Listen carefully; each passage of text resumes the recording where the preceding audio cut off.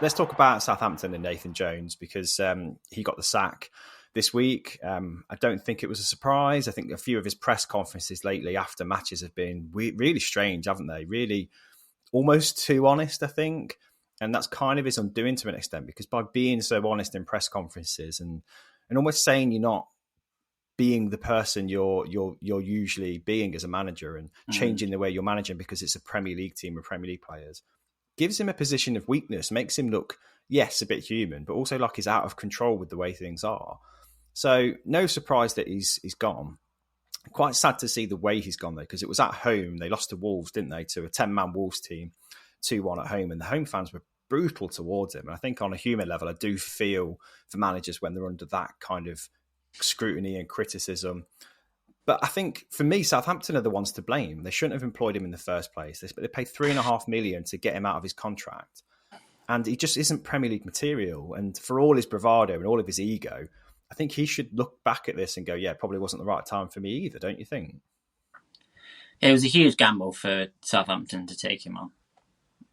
You look obviously how he did at Stoke. He had a bit of a nightmare there. Obviously went to Luton.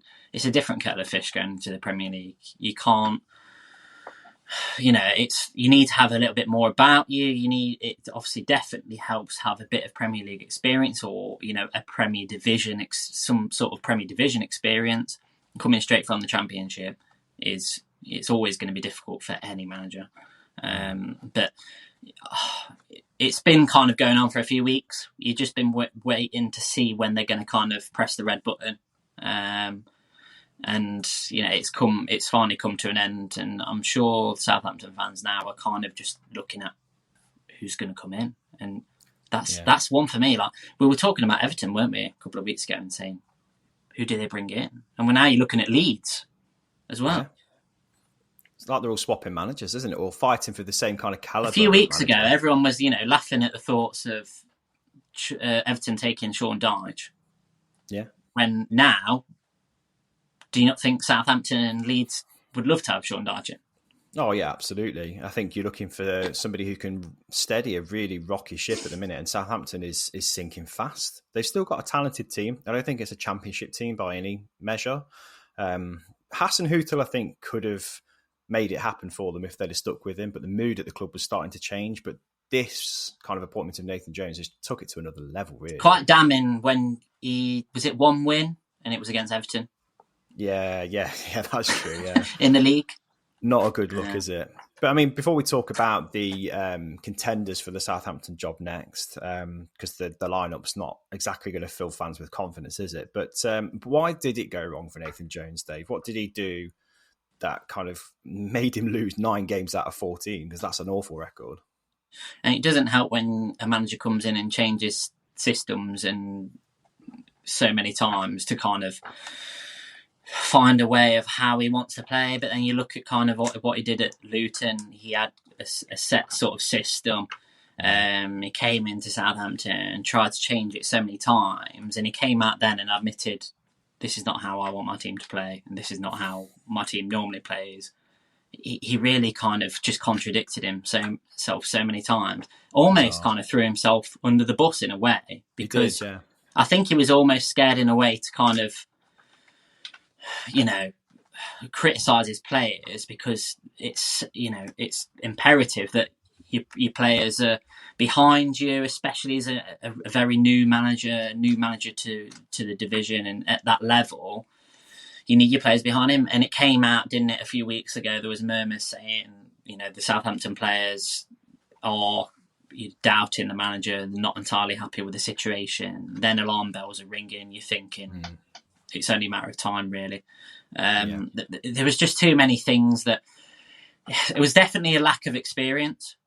A lot of the things he came out and said, and you listen to post-match interviews, and okay, they're only interviews, but it shows you really, probably paints a picture, doesn't it, of what is kind of going on. And 100%. He didn't appear to have any sort of confidence in the situation, in that they were going to turn it around. You listen to what he said about, obviously, last weekend against Wolves.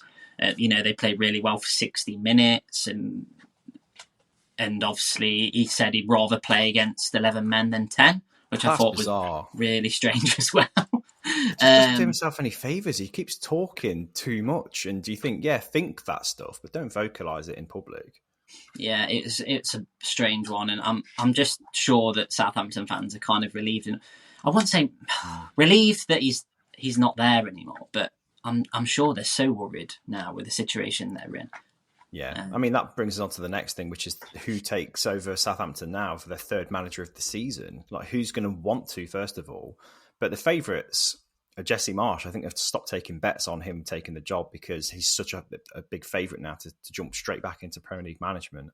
But behind that, you've got Steven Gerrard, Dean Smith. These have both got awful records in the Premier League in recent times, So as a Southampton fan, you're not going to look at that lineup and go, yeah, they're going to dig us out of trouble. There's still a period of transition going to need to be happening to adapt to their way of managing, whatever that might be.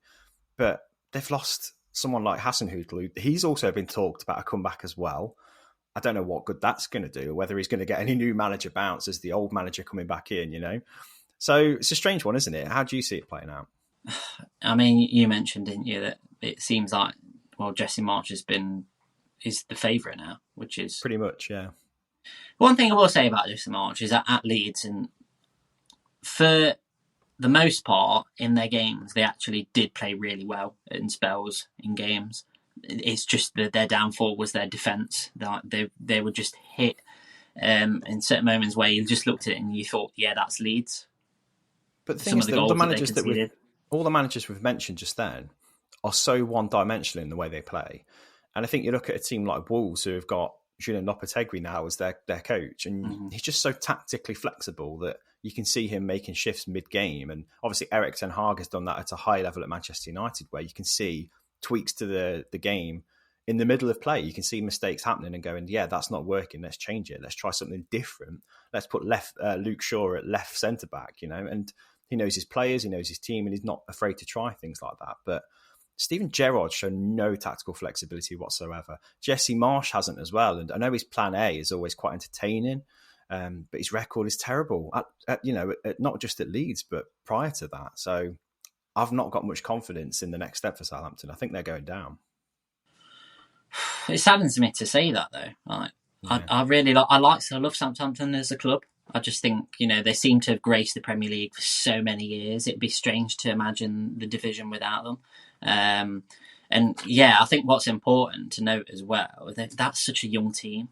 It is, yeah. It's almost like they need an old head to sort of give them that guidance and kind of shift them in the right direction, which all those managers that you just mentioned haven't got a great deal of experience of doing well in the league with, apart from arguably Ralph Hasenhüttl, who did a good job at the Saints for a number of years. So, like you say, it would be very bizarre for him to come back in with how it ended.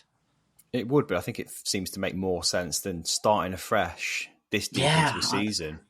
For me, there's not a right answer. No. Well, you could just stick with the assistant, or that's an option. Or an option that kind of jumps out at you. You think that's what they need to do. It's kind of... they were wrong and go back to Hasenhüttl. Yeah. Yeah, maybe. I mean, it takes some guts to do that as a board, and I think Hasenhüttl would probably be in a big position of power if he was to do that as the manager. Whatever decision they make, if there's not a right answer at the minute, and there's not a like I say, there's not for me an option that you can take and be like, yeah, that's going to fix us. That's definitely 100% going to go some way to giving us some sort of direction. But you mentioned Jesse Marsch, Gerrard, Dean Smith. Ralph Hasenhüttl is probably the name that you would take out of those names. He's the best coach out of the lot. Yeah, he is. 100%. He's an actual coach, and the others aren't. They're kind of cheerleaders, and that's what it feels like, But yeah, it's worrying times for Southampton.